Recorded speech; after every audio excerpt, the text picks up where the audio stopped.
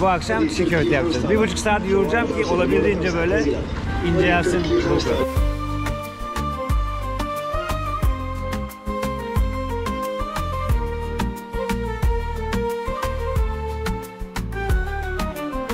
Şimdi Hamarat Memo iş başında. Çiğ köfte hazırlayacak.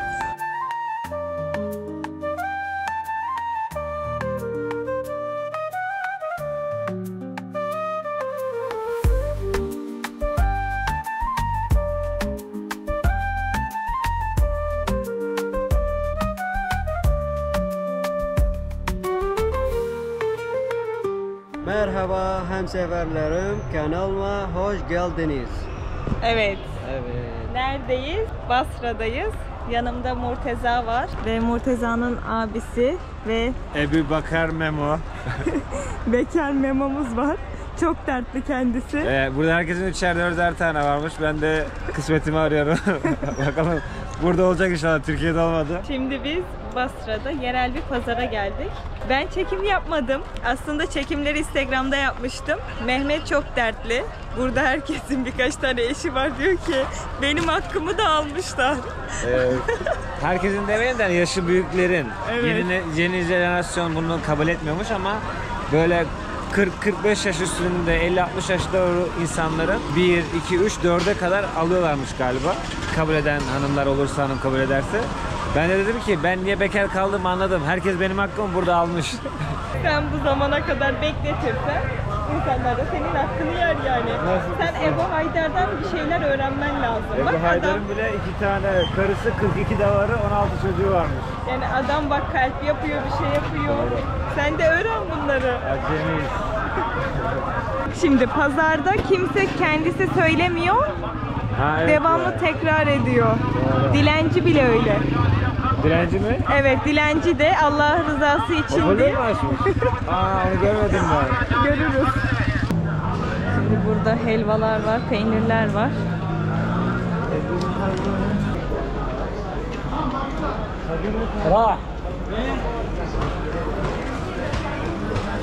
Burada çörekler var.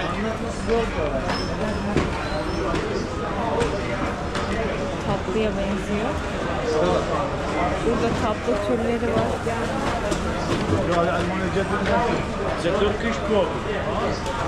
Turkish baklava. Not the original. Aa bak, böyle bir tatlı da var. Bu çikolatalı. Bunlar boya. Yeşil olduğuna bakmayın. Antep fıstığı değil. Şimdi biz dün çok iyi bir AVM'ye gitmiştik. Bayağı lükstü. Mehmet çekim yaptı ama ben çekim yapmadım. Onun kanalından o videoyu izleyebilirsiniz. Şimdi yerel yerleri gösteriyorum ama gittiğim yerlerde, gittiğim şehirlerde de sadece böyle yerlerin olduğunu düşünmeyin. Her yerin hem yerel pazarları oluyor hem de lüks yerleri oluyor. Falafel yapıyorlar.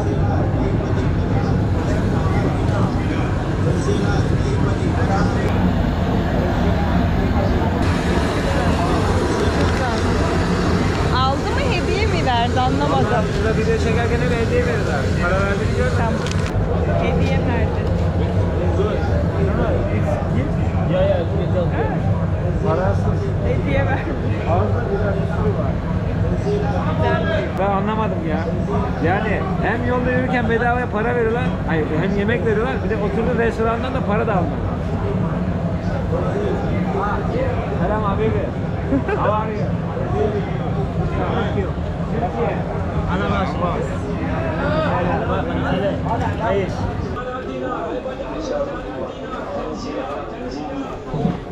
Şimdi renkli giyinmememin sebebi, çarşı pazara geliyorum ya, biraz daha lokal yerler, fazla da dikkat çekmeyeyim dedim. O yüzden ortama uyum sağlamaya çalışıyorum. Bakın bunlar İngiliz prizleri. Burada genellikle bu prizler kullanılıyor. Şimdi bu çıktığımız cadde Kuveyt Caddesi'ymiş. Elektronik aletler satıyorlarmış. Buzun içinde ayran var. Değil mi? Buz. Ice? Ice. Ha, buzmuş var. Buzun içinde ayran veriyorlar. Buzlu ayran.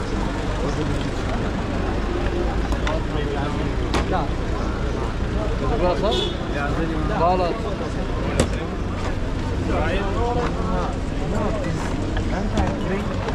Evet.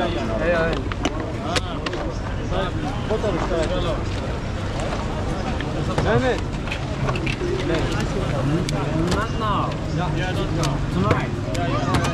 O tuz değil mi? Tuz, evet. Hayır. Yıkama şekli çok iyi. Daldırıyor çıkartıyor. Bardakları. Yıkama deniyor sana. Evet. Mehmet. Şimdi tadına bakalım. Uykum var. Ben sadece tadacağım çünkü ben de içersem ama uykum gelir. İçersen uyursun. Hem de Uyursan ölürsün. ekşi, fazla tuzlu değil.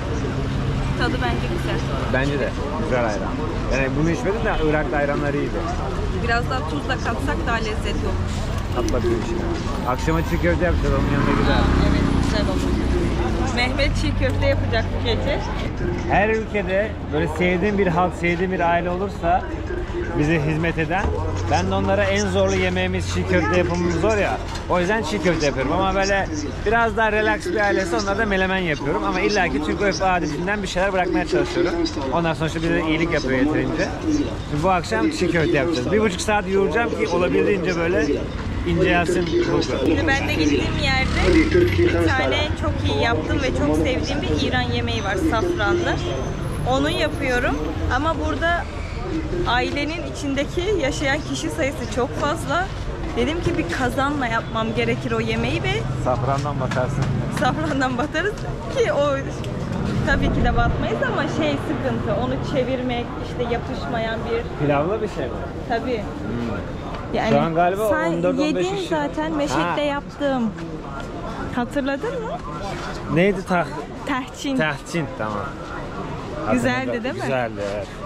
Şimdi şaka maka yaptık işte safrandan batarız diye ama zaten 3-4 gram yeterli olacaktır o yemek için. Ama maalesef onu çevirmek için kullanacağımız materyal çok önemli. Yapışmaması lazım. Ve bir de o kadar büyük bir şekilde yaptığımda iyi çıkartabilir miyim? O da ayrı bir konu. Yani ben en fazla 5-6 kişiye yaptım. Hadi diyelim 8 kişi. Ama çok büyük bir aile için hiçbir zaman yapmadım. Şimdi abimiz anlattı. Dedi ki buraya işte Arapların dilleri arasında da galiba hani işte eski Türkçe, eski Arapça gibi bir terim var. Tam orayı anlayamadım. Lehçeler var. Lehçelerden birisi El Aşar diye. Bu El Aşar'ı en öz Arapça kullanan gruba söylüyorlar. Yani El Aşar belki Lehçenin adı değilse bile o en eski Arapça konuşan Arap grubunun adına El Aşar deniyor galiba. Ve bunlar deve sırtında yaşamlarını idame ettiriyormuş. Şuradan bir geçelim.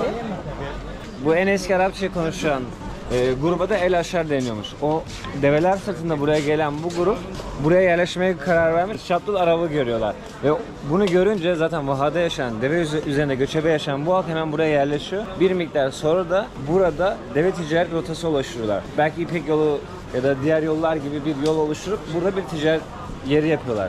Ve şu anda da bugün de bu Şattul Arap, Fırat ve Dicle'nin birleştiği bu nehir çok geniş olduğu için Basra Körfezi'nden buraya büyük gemiler gelip mal indirebiliyormuş. Çin'den, Hindistan'dan birkaç ülkeden daha buraya mallar geldiği için direkt Basra Körfezi'ne iniyormuş ve o yüzden burası ticarette gelişmiş. Aynı zamanda da fiyatlar ucuzmuş.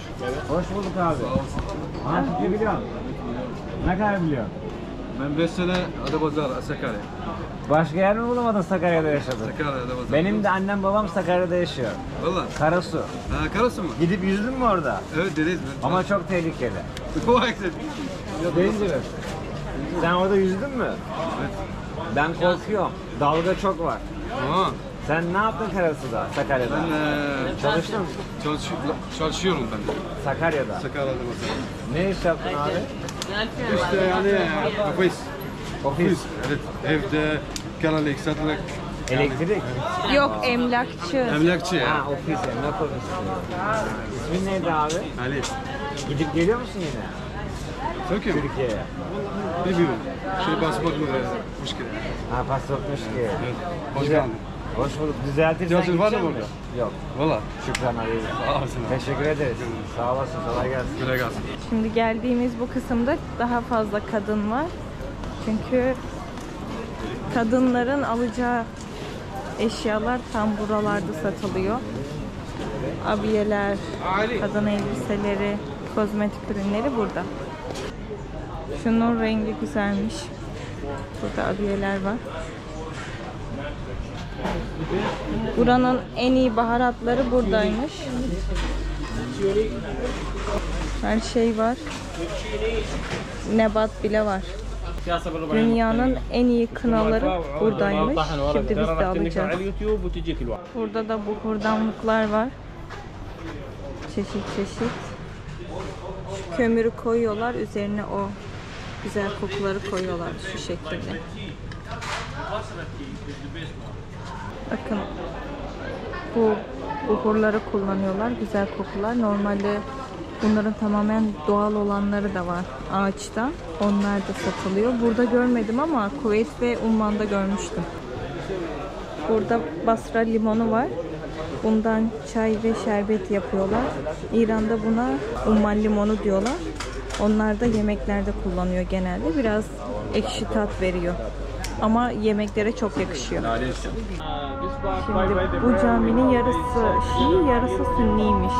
Şimdi bugün Mehmet bana dedi ki, Berna dedi, İran'daki Şia camilerin kapı girişinde 2 tane minaresi oluyor ve onun Şia cami olduğunu anlıyorsun. Ama burada öyle değil. Yani nasıl anlaşılıyor sence dedi. Ben de buna cevap veremedim. Bir arkadaşa soralım dedim. Sonra şimdi açıkladılar. Ezandan anlaşılıyor.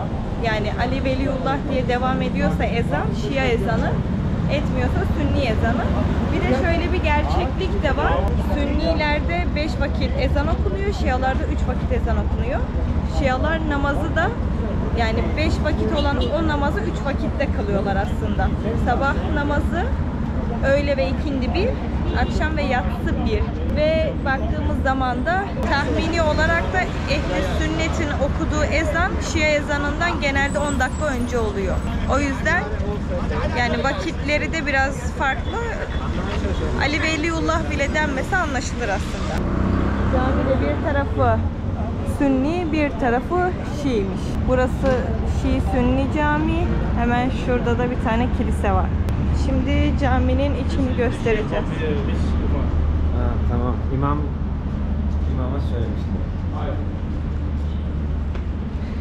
Caminin Sünni ve Şii kısmı farklı. Çünkü Şiiler para verip restore ettirmiş, Sünniler ise restore ettirmemiş. Bu cami Osmanlı döneminde yapılmış. Caminin adı, yani Türkçe olarak baktığımızda Makam Camisi'ymiş. Arapça adı ne? İsmi? How to say here? Mescid?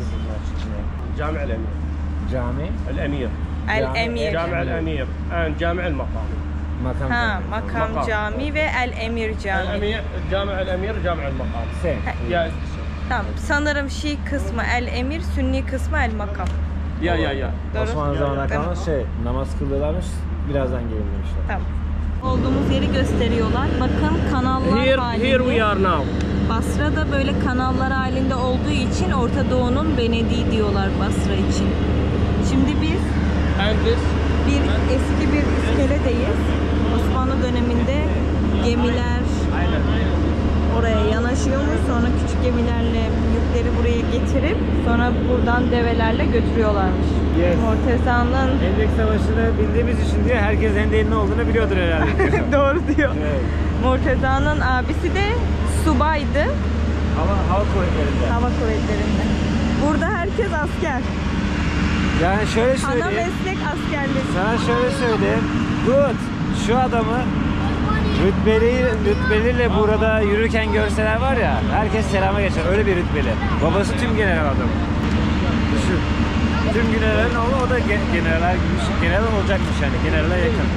How are you? We are I am good, fine. and you? Seven. How are you Do you speak English? No English. حرب. هم حرب. Şükran habibi. حبيبي. Şükran habibi. هاي.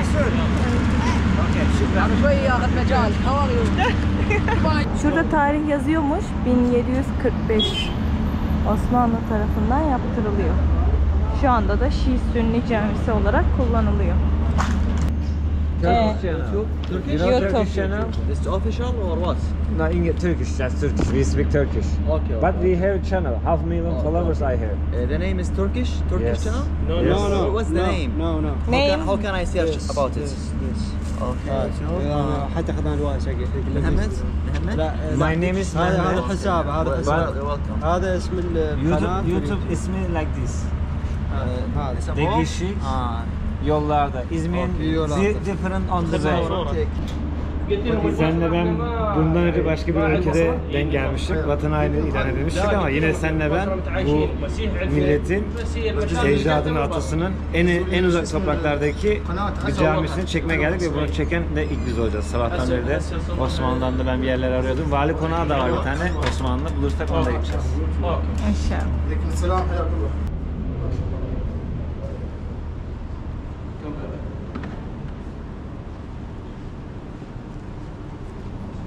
Burası Sünni bölümü. Şii bölümü sanırım kapalı çünkü şu an yatsı ezanı okundu, namazı kılındı, bitti. Şialarda akşam okunuyor ya, akşam ve yatsı bir kılınıp sonrasında kapı kilitleniyor. Demin geçtiğin kapı kilitliydi. Anladım, oraya gidemeyeceğiz.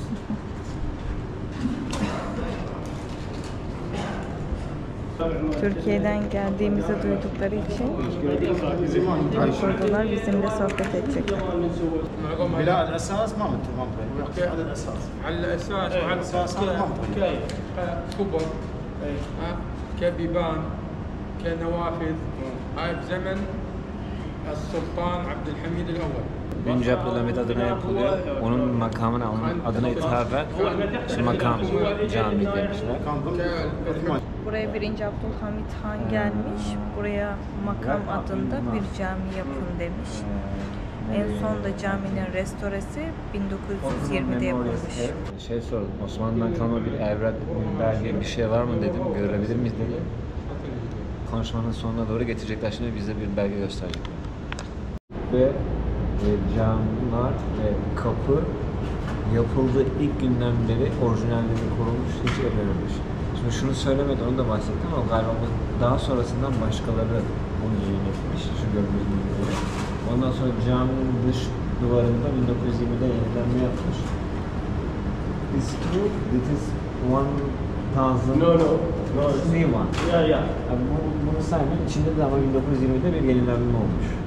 Şimdi cami dizayn edildiği zaman mesela şu karşılara camlar konulmamış bu düzlemde. Bu düzlemde camlar var ve bu gördüğünüz bu köşeli sistemler filan ya da bu camların oraya konma şekli, gün ışıklarının yönü filan şunu yapmaya çalışmışlar özellikle.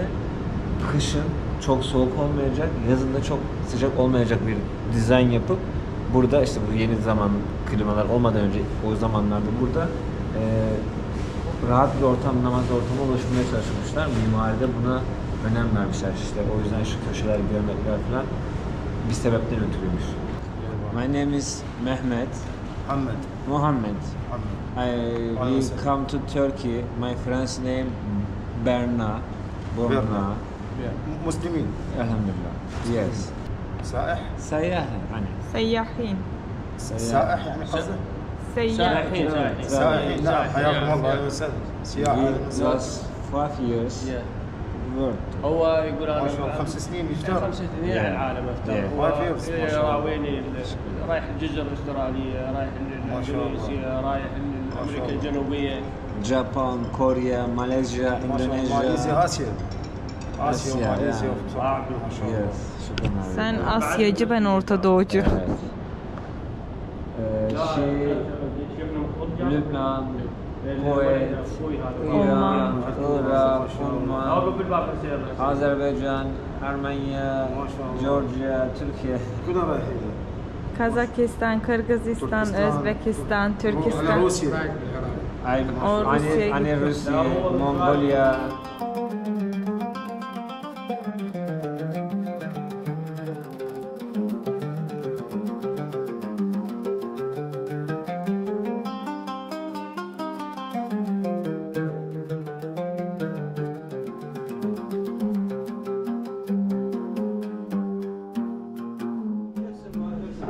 Eski anahtarlar.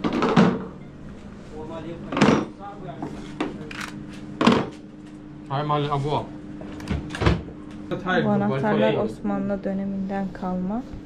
Burada da 1945 yılında nasılmış burası? Öyle bir resim. Eski musaf varmış. Tamam. Tamam işte bu. İşte Osmanlı zamanından 200 kalma yıllık bir değil mi?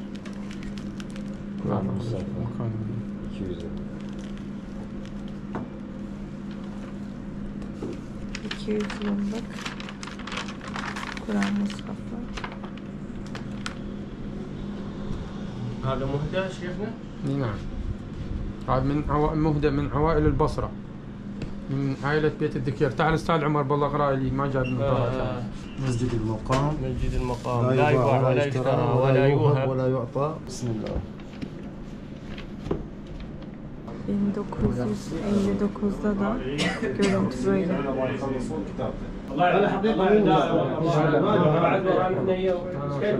ما يخالف ناخذك العشرة. شكرا جزيلا شيخ. من البصرة يبا مو؟ Buzdolabı Uğur Markası'na ait. Şimdi bizim camiye geliş zamanımız yatsı ezanı vaktindeydi. Yatsı namazını kıldılar ve sonra gittiler. Şu an bakıyorum kapıyı da kilitlemişler kimse gelmesin diye. Tabii biz şu an içerideyiz. Şimdi baktığımızda Şii Cami kapalıydı. Kapalı olmasının sebebi onlar da akşam ezanı okunuyor, akşam namazı kılınıyor ve yani akşam ve yatsı birlikte kılınıyor ve bitiyor. O yüzden onlar kilitleyip gidiyorlar. Yani onlar yatsıdan önce kilitledikleri için biz diğerini göremiyoruz. Ama diğerini de görmek isterdim gerçekten. Çok merak ettim. Yani abimin dediğine göre bu kapının şu an tamamı 1745 yılından kalma. Kapı tamamen o zamandan kalma. Ben şimdi bakınca emin olamadım. Yani bu kadar sağlam kalabilir mi ama en kötü bu kilit düzeni falan olabilir. O koca Kalabilir kilit. bence. Ben nasıl olduğunu anlayamadım ama bu kilit düzeni olabilir. Bence kalır. Bak çok eski bir şey bu. Bu eski. Ama hani şu an yıldan bahsediyoruz emin değilim. Şimdi eve gidiyoruz. Mehmet çiğ köfte yapacak. سينما نايت كلابز. Şimdi biz Murteza'nın ailesinin evinde kalıyoruz. Kalabalık bir aileler. Erkek çocukları çok fazla, gelinler var. Evde kızlar var. Bu ailede bütün kadınlar aktif. Yani kendilerini çok geliştiriyorlar. Yani bu bölgede biraz daha kadınlar geri planda ama bu ailede öyle diyemeyiz. Kendilerini farklı alanlarda geliştiriyorlar ve birçoğu resimle ilgileniyor. Evin kızlarından bir tanesi de ressam. Şimdi burada çizdiği resimleri var. Onları size göstereceğim.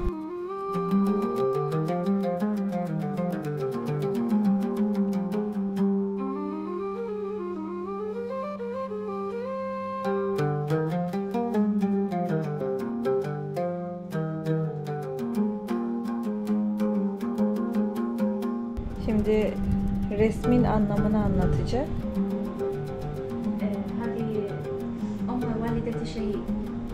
Şehit annesi. هاي بفترة أحداث الموصل داعش من DAEŞ'in Musul'a girdiği dönemdeki şehit bir anneyi temsil eden bir resim çizmiş. احنا خيرة شبابنا يعني أولاد شباب زهور حياتهم يعني زهرة حياتهم وهاي أمه تعبانة عليه والدته. Burada çocuğunu şehit olduğu için güllü temsil etmiş. شايلته حضنتك Çok أنا ما güzel. باقة ورود هي Hulusi.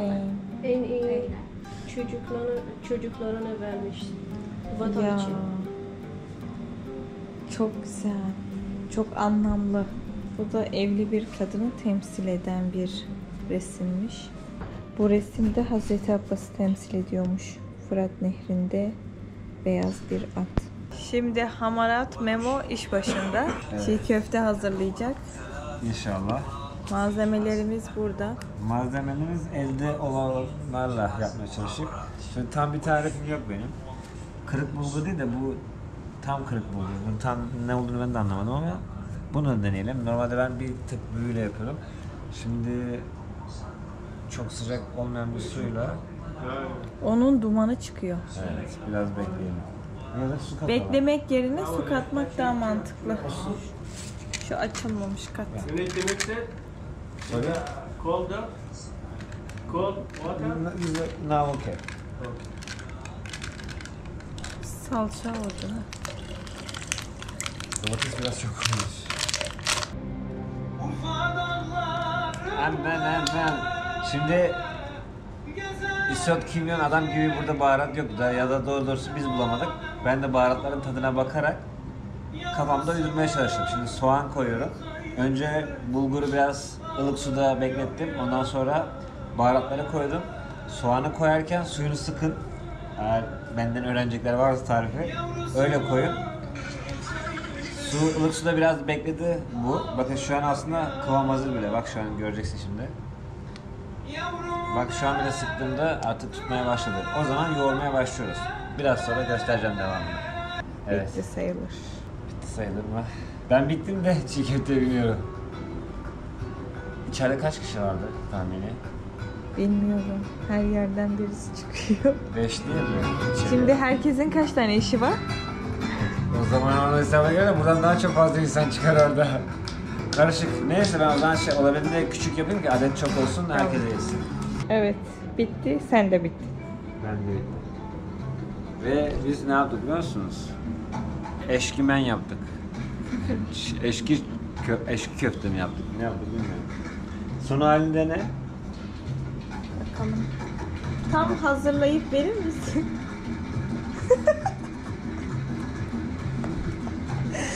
Prensesim ben değil mi? Senin de elini yaratmışlar da senin de ayağını yaratmışlar. Mehmet 2 saattir ikimiz yapıyoruz bunları. Çekmedim sadece. Sağ ol. Sıktığına baksana. Sıkmamışsın, dökülüyor. Bana dedin Bak, çok gördün. sıkma. Hayır bak çok sıkınca zaten Tamam. kırılıyor. Bak gördün mü oldu direkt. Bütün. Kıvamı çok iyi. Ne yapayım ben her gün çiğ köfte yoğurmuyorum. Ben de en son 2 sene önce muşlu yoğurmuştum. Tam bana bir tane hazırlar mısın? Teşekkür ederim. Neyse şimdi kamera açık değil. Hani senin o prenses profilini bozmayalım.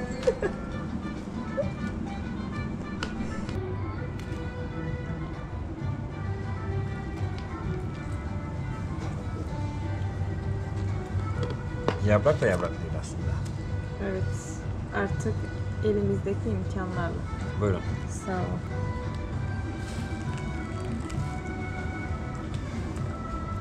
Güzel. Kötü bir şey değil. Ama hani aklımızdaki ailemizdeki çiğ köfte değil. Ama Tamam dışarıdakiler gibi olmayabilir ama güzel bir şey. güzel bir şey. Ona lafı yok. Ya bu insanlar bilmediği için şey demez, aa bu olmamış demeyecek. Aynen. Değişik güzel bir şeymiş. Yani damak tatlarına uygunsa öyle diyecek. Hadi bakalım onları yedirelim. Torşi. Torşi mevcut. Turshi. I think so. لا عندنا مخلل. Okay.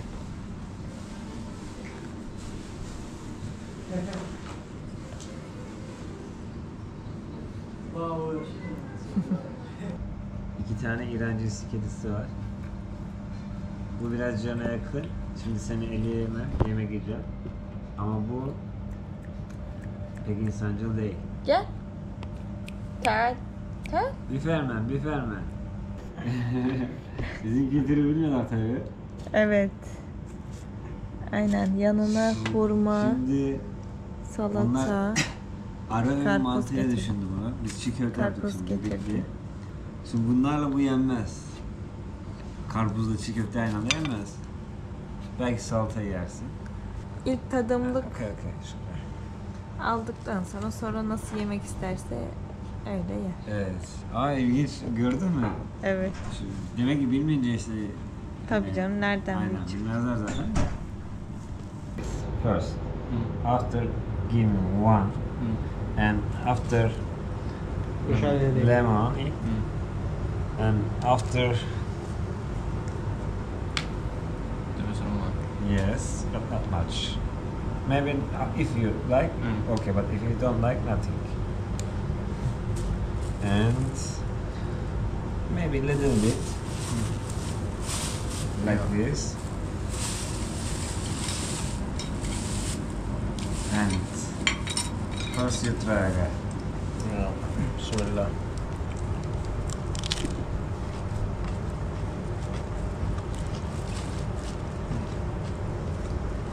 Very good. He likes it. Some people don't like this because not general, Yeah, it's spicy. but not much, not little. If you like this. Yeah.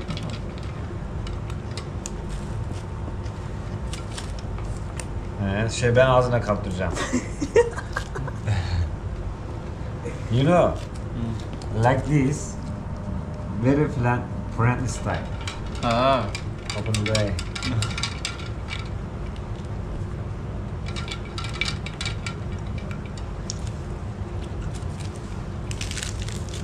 طيب عشتيله. Hafif olmuş yani çok fazla yiyebilirsin demek istedi.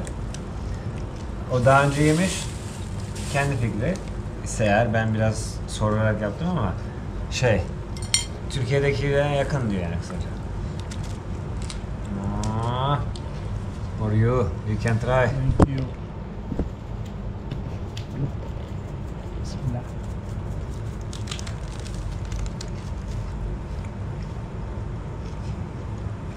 Volga? Yummy. Nice. He said it's good. Evet, şimdi yours, try king.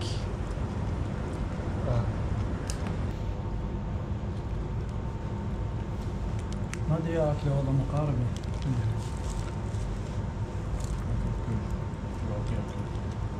بس هاي لازم نحبها. Good. وحدنا. Really? Good. عشتيلك. اه بالزور التقديم. Yani Yeah, it's really good. inşallah ben tahminim She want try. Okay, I don't know. Kediye denetiyor. Düşündüğüm benim. Denedi ama sevmedi. He don't like. Bence kötü olsa da bu insanların coğrafyasındayken kimse böyle bir şey söylemez. Tabii. Bu Böyle insanlar. komşu ülkede de öyle. O da doğru.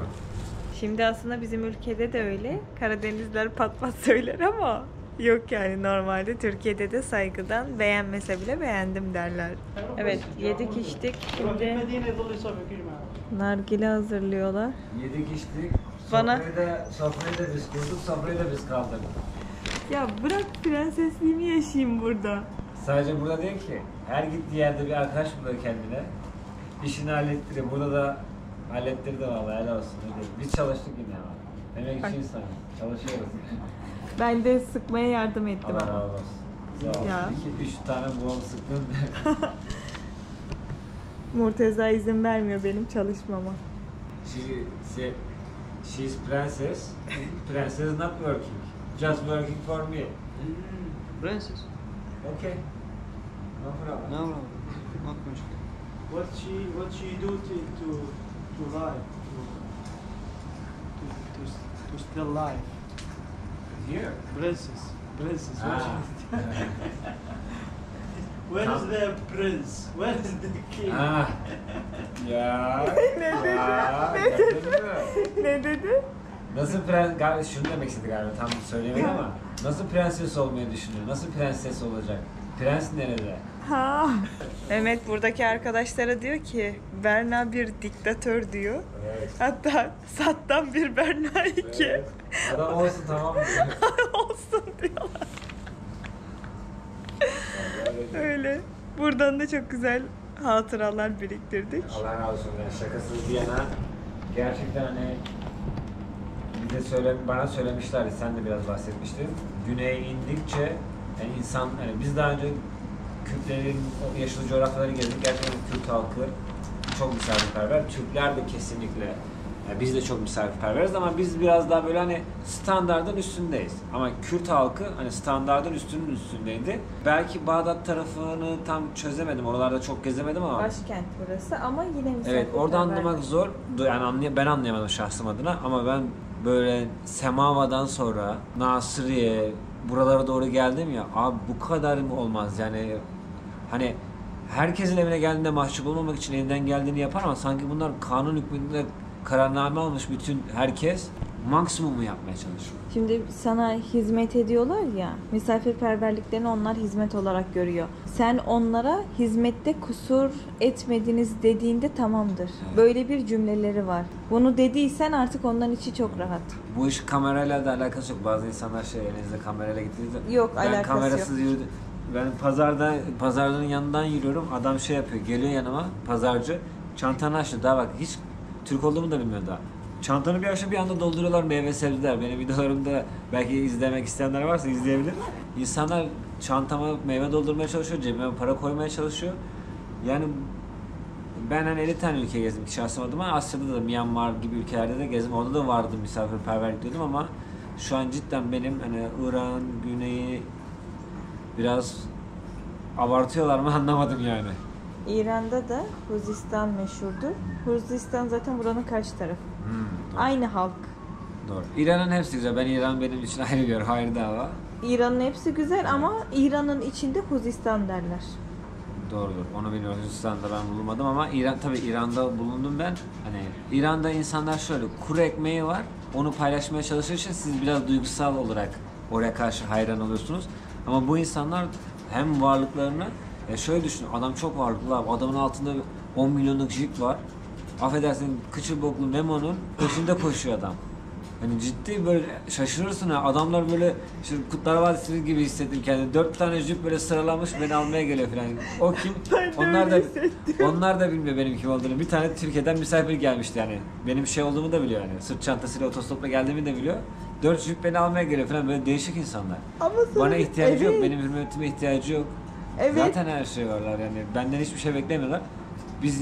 Biri gelmiş de maksimum yapalım derdinde. O yüzden şaşırdım yani. Seviyorum ama ben de var ya her konuyu bir İran'a bağlıyorum. Ben de İran'ı seviyorum. İran'ı severim yani 8 yıl yaşadım.